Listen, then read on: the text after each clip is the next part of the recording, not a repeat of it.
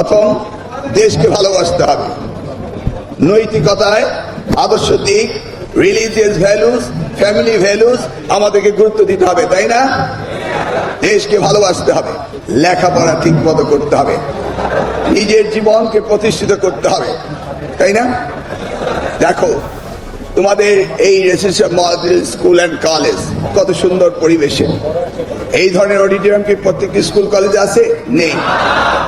You are the privileged one. আমরাও তোমাদের কাছ থেকে চাচ্ছি এক্সট্রা অর্ডিনারি আউটপুট।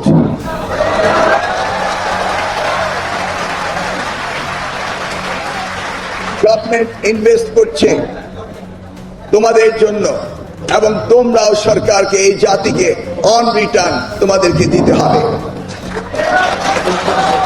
তা না হলে আমরা এদেশ, এই জাতি, আমাদের ভবিষ্যৎ প্রজন্ম, মাননীয় প্রধানমন্ত্রীর আগামীর বাংলাদেশ আমরা গড়তে পারবো না।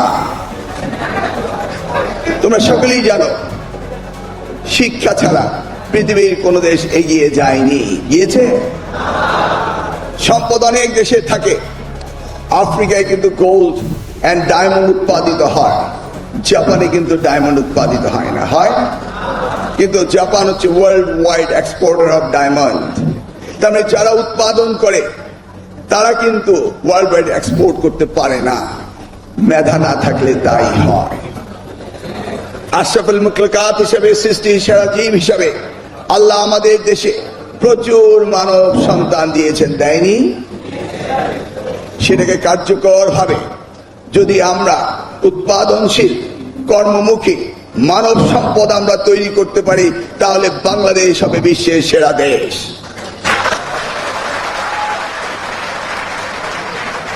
এই স্বপ্ন দেখেছিলেন শহীদ রাষ্ট্রপতি জিয়াউর রহমান।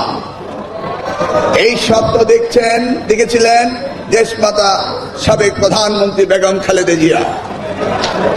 আজকে তোমাদের এলামনায় আমাদের বাংলাদেশের প্রধানমন্ত্রী জনাব তারেক রহমান একই স্বপ্ন দেখছেন। বাস্তবায়ন করার দায়িত্ব তোমাদের। তোমরা এই দেশের ভবিষ্যৎ, তোমরা এই দেশের প্রাণকণা। আগামী দিনে এই দেশকে উজ্জীবিত করবে। তোমরা নিজেকে, তোমাদের পরিবারকে, তোমাদের সকলকে দেওয়ার সময় তোমাদের এখন। অতএব এই সময়টাকে সবচেয়ে বেশি কাজে লাগাতে হবে। চিন্তা করে দেখো, যারা এসএসসি পরীক্ষা দিবে তারা এই সামনের কতদিন যদি সুন্দরভাবে পড়াশোনা করতে পারো, নিজেকে প্রতিষ্ঠিত করতে পারো, তাহলে আগামী দিন তোমাদের জন্য সুনিশ্চিত সামনের পথগুলো হবে সুন্দর, মসৃণ। দেখো, এরপর ইন্টারমিডিয়েট শেষ করার পরই তোমরা চলে যাবে নিজ নিজ যোগ্যতা বলে যার যার মতো যেখানে গিয়ে নিজেকে প্রতিষ্ঠিত করতে পারবে সেই ডিসিপ্লিনে তোমরা চলে যাবে। সামান্য কটি বছর, 10টি বছর এসএসসি পড়ার পরে সামনে রয়েছে আর 6টি বছর। এই 6টি বছর যদি নিজের জীবনে অধ্যবসায় করো, তাহলে আগামী জীবন হবে কত সুন্দর। একবার কি ভেবে দেখেছো? প্রত্যেকের অভিভাবক তাকিয়ে আছে তাদের সন্তানের দিকে। একটি অভিভাবকের সবচেয়ে বেশি ইনভেস্টমেন্ট হচ্ছে তার সন্তানদের লেখাপড়া। এর চেয়ে বড় ইনভেস্টমেন্ট হতে পারে না। গরিব তার হালের গরু বিক্রি করে তার সন্তানকে লেখাপড়া করায়। একজন চাকরিজীবী প্রয়োজনে ধার কর্জ করে সন্তানকে লেখাপড়া করায়। সন্তানের মুখে হাসি চায় না এমন একজন অভিভাবক নেই, তাই না? তোমরা কি চাও না তোমরা প্রতিষ্ঠিত হয়ে তোমাদের পিতা মাতার মুখে হাসি ফোটাবে? এই দায়িত্বটি তোমাদের হৃদয়ে ধারণ করতে হবে, এবং এই ভালোবাসা, এই দায়িত্ব নিয়ে তোমাদেরকে আজকের দিনের প্রত্যেকটি মুহূর্তকে কাজে লাগাতে হবে। দেখো, রাষ্ট্র তোমাদের জন্য যা প্রয়োজনীয় তা করছে, কোনো দিকেই কার্পণ্যতা করা হচ্ছে না। এই স্পেশাল কলেজটিকে কত না সুবিধা সরকার থেকে দেওয়া হচ্ছে, তা আমরা কি তোমাদেরকে চাইতে পারি না? ইংরেজিতে বলে ওয়ান হ্যান্ড ওয়াশেস আদার্স। আমরা তোমাদের জন্য করব, তোমরা আমাদের জন্য করবে। তবে সবচেয়ে বেশি প্রয়োজন হচ্ছে ভ্যালুস।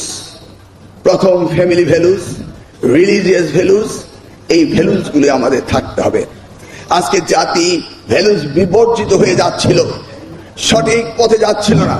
আজকে সেই লিডারশিপটি আনার চেষ্টা করেছেন আমাদের নেতা, আজকের প্রধানমন্ত্রী তারেক রহমান।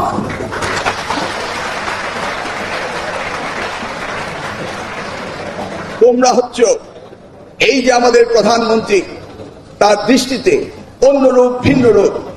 এই জিনিসটিকে তোমরা দেখোনি? এটা কি সম্ভব ছিল আগের কোন প্রধানমন্ত্রী হঠাৎ করে অডিয়েন্স এসে তোমাদের সাথে বসে গল্প করবে, তোমাদের প্রশ্ন শুনবে? এটা কি কোনদিন ভেবেছ?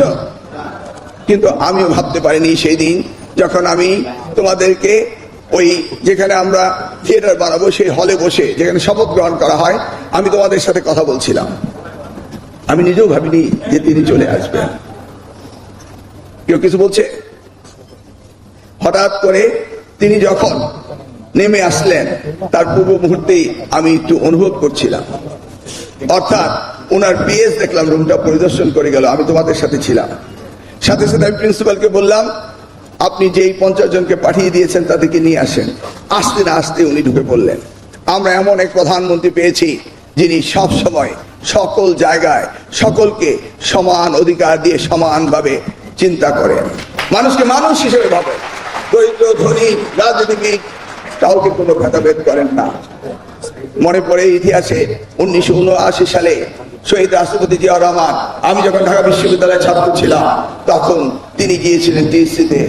আর তারপর গতকাল দেখেছো তোমরা কিভাবে আমাদের এই প্রধানমন্ত্রী তারেক রহমান সাহেব হেঁটে সিনেট ভবন থেকে কলা ভবনে চলে আসলেন ছাত্রছাত্রীদের সাথে ইন্টারাকশন করতে। দেখেছো কালকে টেলিভিশনে?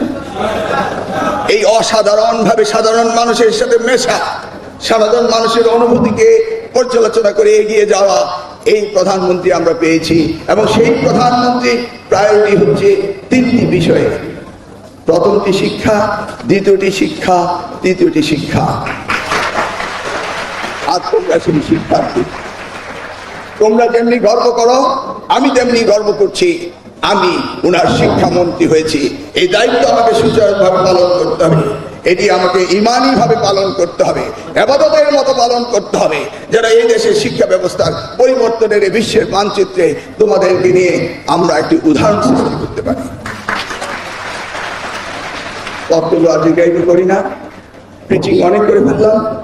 তোমাদের কি কারোর কিছু বলার আছে নাকি? দেখি একজন দাঁড়িয়ে বলো।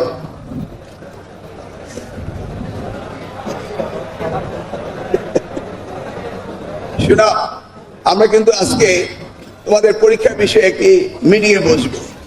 আমরা আলোচনা করব কিভাবে তোমাদের এসএসসি এবং এইচএসসি পরীক্ষাগুলো সিলেবাস কভার করে সময় নষ্ট না করে আমরা যেন ঠিক পথে এগোতে পারি।